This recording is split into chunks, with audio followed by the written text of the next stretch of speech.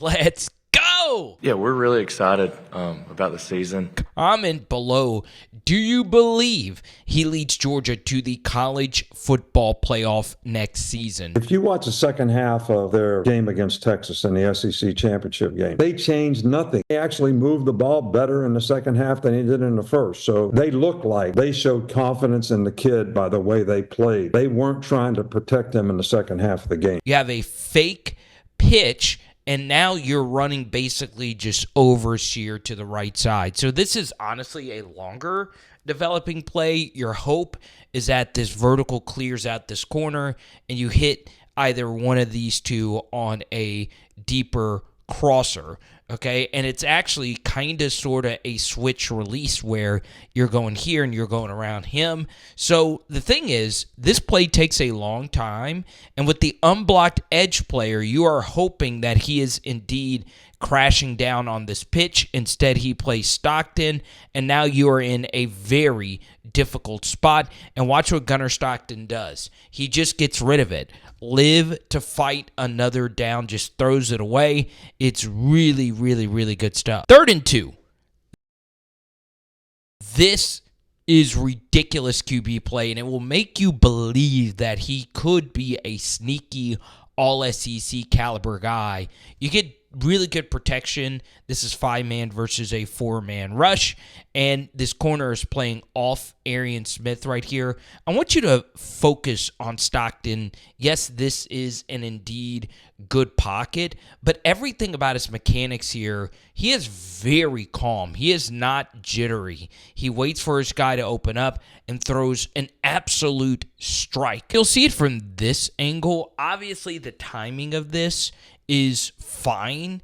You know, you can always throw this, obviously, a half clip sooner, but honestly, God, this is really, really, really good stuff. I know it's a clean pocket, but it's easier. All right, let's get to this 3rd and 1. It was a run, pass situation. So you had 2 runs, and you're thinking that this is going to be a run.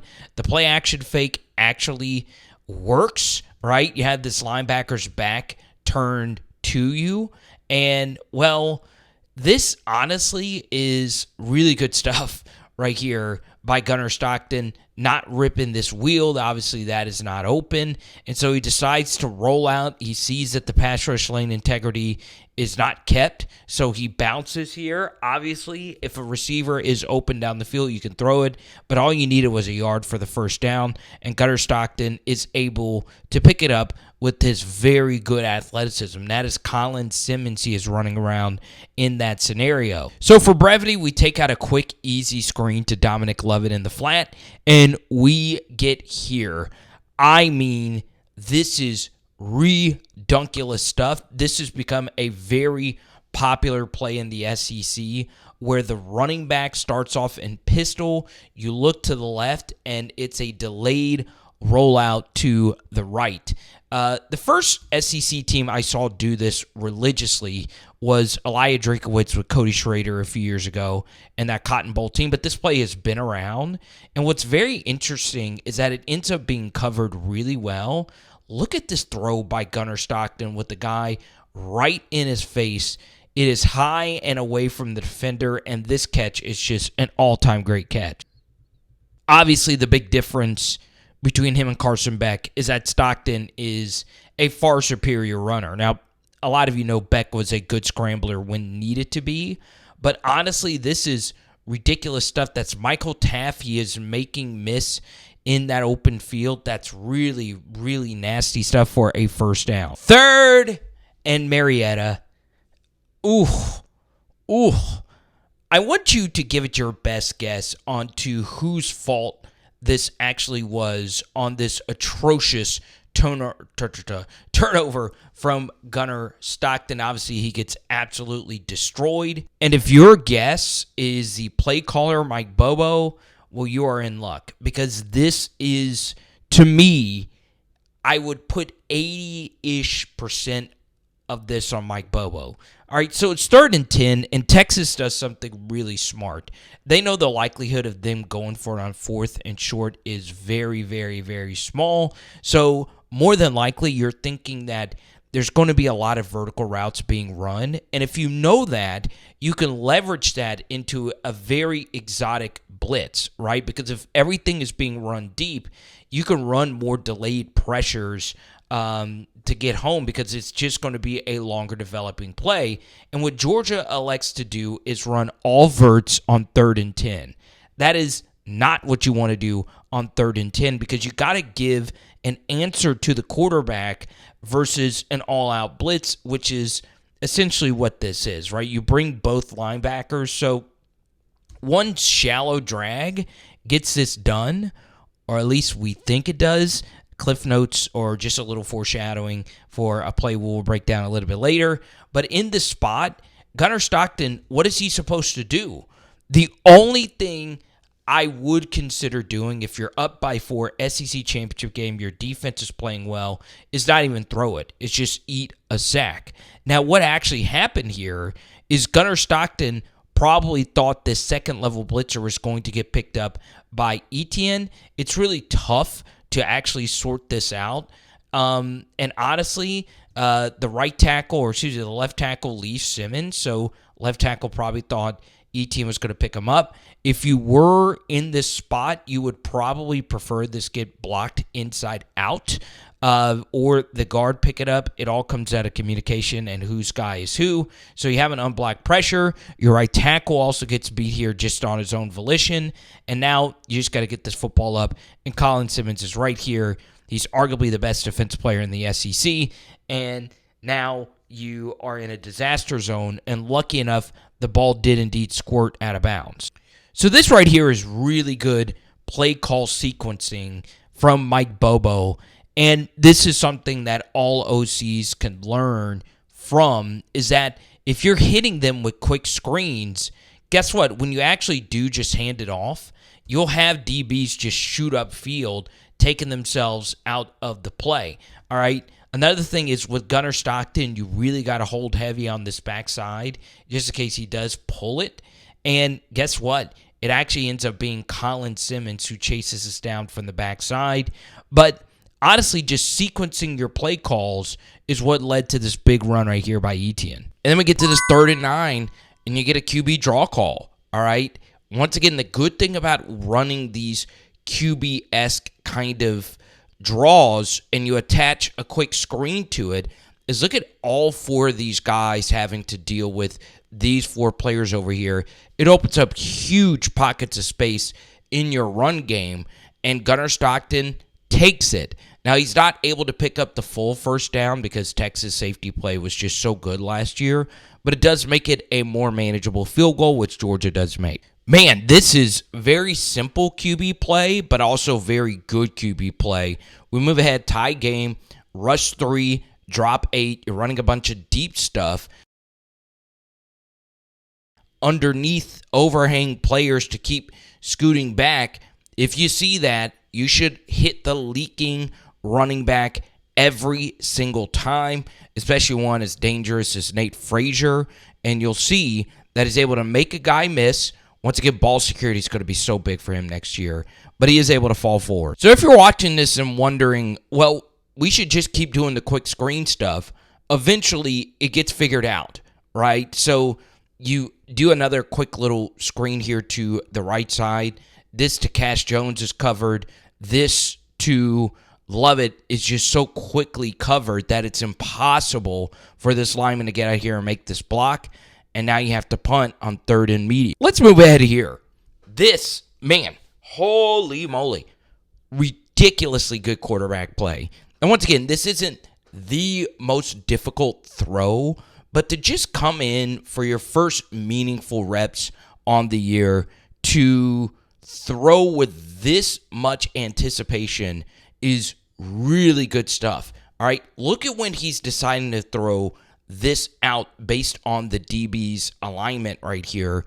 This is just such high-level stuff. Once again, hits his guy pretty quickly. Nice gain. And that was by far my favorite thing about Gunner Stockton in this game. He was getting Georgia in a bunch of these 3rd and manageables and 4th and manageables. And, you know, they were able to get a fake punt that we didn't show you. They were able to get a fourth down conversion with Cash Jones. And you'll see right here, you have two guys you can actually throw the ball to. Just hit the quick hitter out here to Etienne in the flat and let him take care of the rest. And it's just good stuff. It really, really, really is. 3rd and goal. And if there was a play I would want to ask Gunner Stockton about, it would have been this one. All right, so you have Oscar Delp on this return motion right here. And the play is actually designed for Delp to get the ball on a quick out into the flat. All right, so you'll see that Gunner Stockton is looking at it. And this, honestly, is a good job by Humphrey creating some traffic. Makuba's got to get around it. And does Makuba make this play? He probably does because he is just that high level of a player. But I do think you probably should just throw this. Either way, he does elect to work his check down and it gets deflected. So one big mystery surrounding Gunner Stockton was his recruiting ranking going way the frick down. He was like the number 1 QB for a while, and then he kind of floated into that middle tier. And it's not quite middle tier, but just outside the top 100. And I do think it's because of some athleticism concerns. He's not the biggest guy, and when you're not the biggest guy, it does open yourself up for pass deflections at the line of scrimmage. So, look, this honestly is just better stuff from Texas, understanding they're not going to get home and just getting your hands up in the air and deflecting it.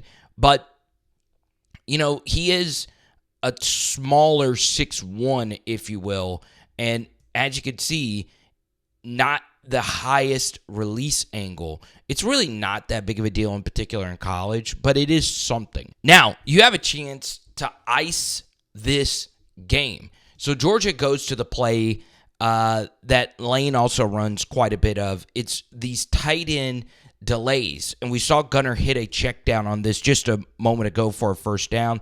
You have a vertical here. Oscar Delp on a little chip and then go. And the design of this is to go to Delp. You can see that Georgia just has this so well scouted that you actually run with Delp instead of actually staying with your rush. It could have just been Texas backing out into coverage. But now Stockton makes the right decision yet again, and Etienne makes a defensive end miss in the open field.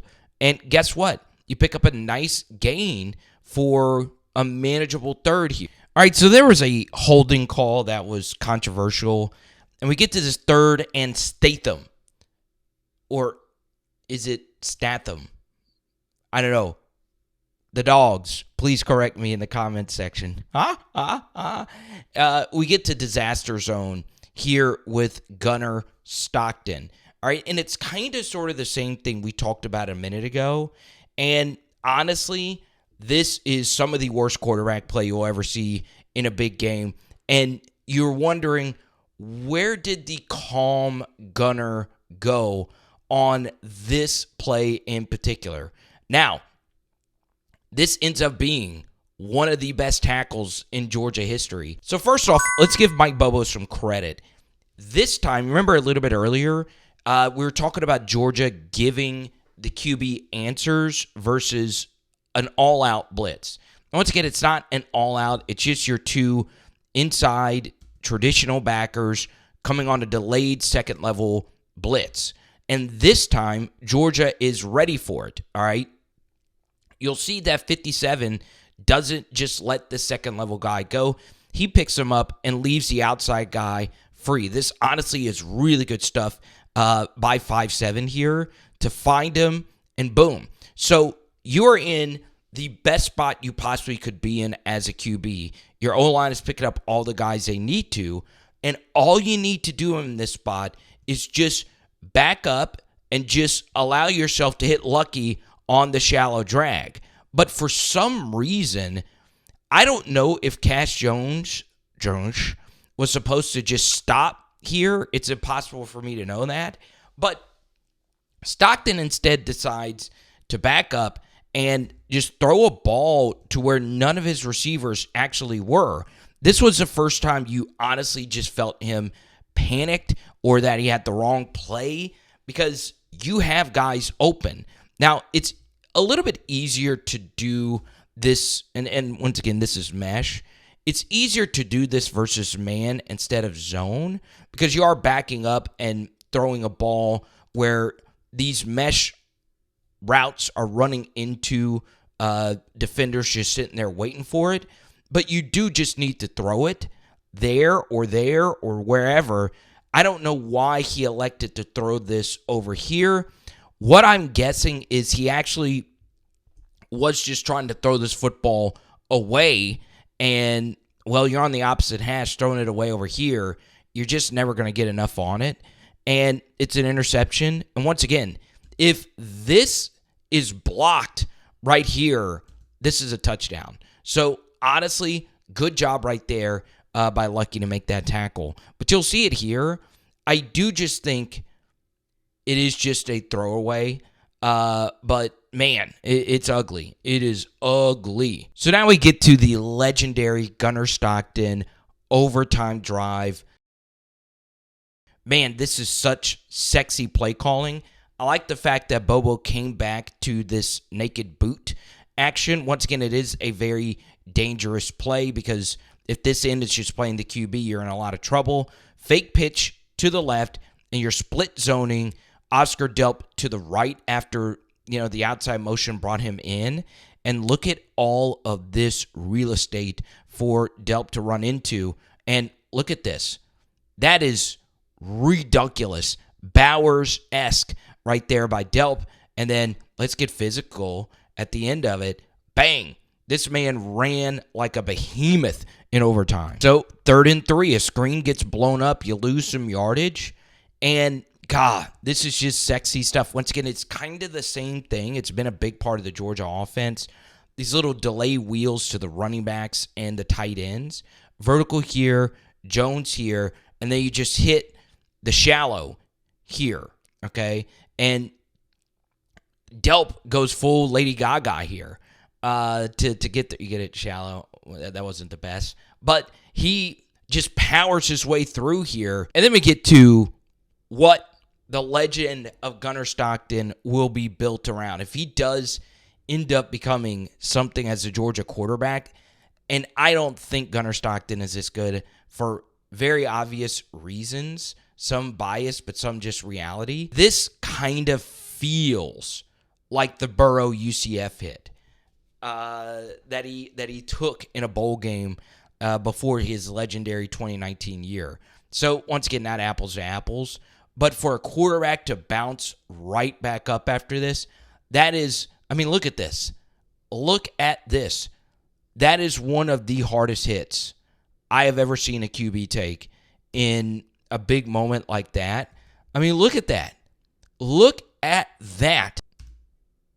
Look at that. Look at that, dude. How do you get back up after that? That is ridiculous, man. It really is. So, what do we make of Gunner Stockton? Will he be an all-SEC quarterback? Well, I want to bring up a guy that I feel is flying way under the radar because he is the tight end 3 on Georgia's team. But this Jaden Riddell guy, after watching him for a full day, really has some juice. You see him, and once again, this is UMass in garbage-ish time.